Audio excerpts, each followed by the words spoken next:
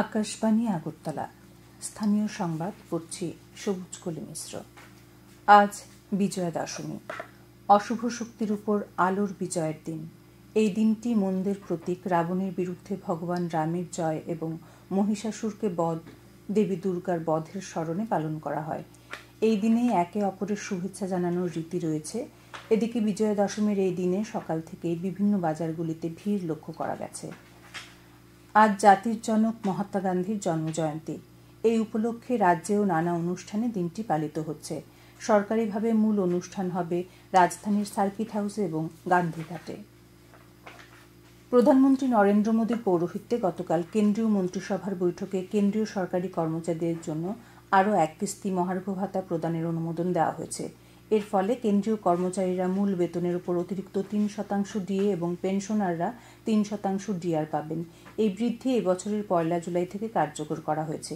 এই অনুমোদনের ফলে সরকারি কোষাগার থেকে বার্ষিক 10,083 কোটি 96 লক্ষ টাকা ব্যয় হবে। উপকৃত হবেন 49,19,000 কেন্দ্রীয় কর্মচারী এবং 68,72,000 পেনশনভোগী।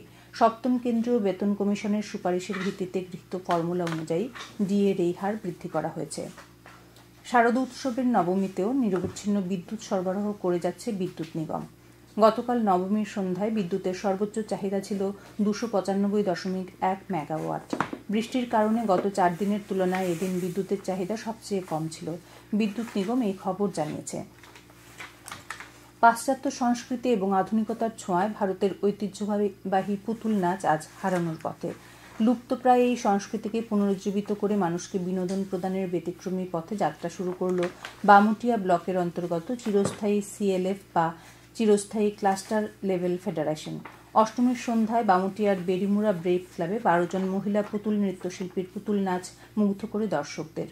রাজস্থান থেকে একদল পুতুল নৃত্য প্রশিক্ষককে বামুটিয়ায় এনে চিরস্থায়ী সিএলএফ সদস্যদের প্রশিক্ষণ দেওয়া হয়। সরকারি সহযোগিতায় মহিলারা এই শিল্পের প্রশিক্ষণ নিয়ে তা বাস্তবায়নের উদ্যোগ গ্রহণ করে। দুর্গাপূজার নবমীতে সমাজসেবায় এগিয়ে এলেন টিএসআরের 3য় ও দ্বাদশ ব্যাটালিয়ন। পুলিশ সদর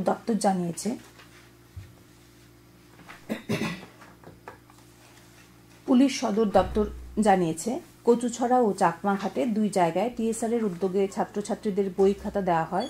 এছাড়া উপজাতি অংশের ছাত্রদের খেলার সরঞ্জাম দেওয়া হয়েছে। এই কর্মসূচিগুলিতে উপস্থিত ছিলেন টিএসআরের আইজি কেরি মারাক ছাড়াও টিপিএস অশোক সিনহা প্রমুখ।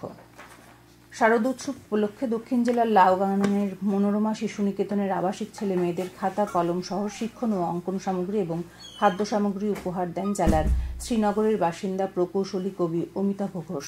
আজ সাহিত্যিক সংগঠক সাঁচিরাম মানিক, কবি পলাশ শর্মা ও স্নেহা বণিকদের সঙ্গে নিয়ে শিশুগৃহে গিয়ে সামগ্রীগুলি তুলে দেন তিনি।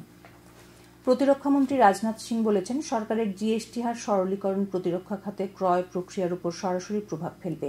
তিনি বলেন, এটি একটি অগ্রগামী পদক্ষেপ, কারণ জিএসটি হার হ্রাসের ফলে আরও বেশি ক্রয় সম্ভব হবে। প্রতিরক্ষামন্ত্রী গতকাল নয়াদিল্লিতে প্রতিরক্ষা হিসাব বিভাগ দিবস 2025-এ ভাষণ দিচ্ছিলেন। তিনি জোর দিয়ে বলেন, দেশে একটি উদ্ভাবনী পরিবেশ তৈরি করা প্রয়োজন, যেন প্রতিরক্ষা খাতে গবেষণা ও উন্নয়ন ভিত্তিক প্রযুক্তিকে উৎসাহিত করা যায়। লেফটেন্যান্ট জেনারেল বীরেন্দ্র ভাটস গতকাল ন্যাশনাল ক্যাডেট কর্পস বা এনসিসির মহাপরিচালক হিসেবে দায়িত্ব গ্রহণ করেছেন। প্রতিরক্ষা মন্ত্রণালয় জানিয়েছে যে লেফটেন্যান্ট জেনারেল ভাটস ডিসেম্বর 1988 সালে ভারতীয় সেনাবাহিনীর 19 কুমায়ুন রেজিমেন্টে কমিশনপ্রাপ্ত হন এবং পরে ওয়েলিংটনের ডিফেন্স সার্ভিসেস স্টাফ কলেজে কমান্ডেন্ট হিসেবে দায়িত্ব পালন করেন। এবারে আবহাওয়া দপ্তর থেকে আজ রাজ্যের পশ্চিম জেলার সিপাহীজলা, খোয়াই, গোমতী এবং দক্ষিণ জেলার বিভিন্ন অঞ্চলে বজ্রবিদ্যুৎ সহ ভারী বৃষ্টির সতর্কতা জারি করেছে। আকাশ সাধারণত মেঘাচ্ছন্ন থাকবে। আজ দিনের সর্বোচ্চ তাপমাত্রা 30 ডিগ্রি সেলসিয়াসের কাছাকাছি থাকতে পারে।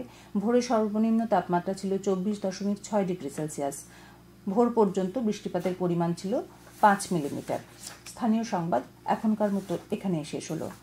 পরবর্তী বাংলা স্থানীয় সংবাদ প্রচারিত হবে সন্ধ্যা 7:55 মিনিটে।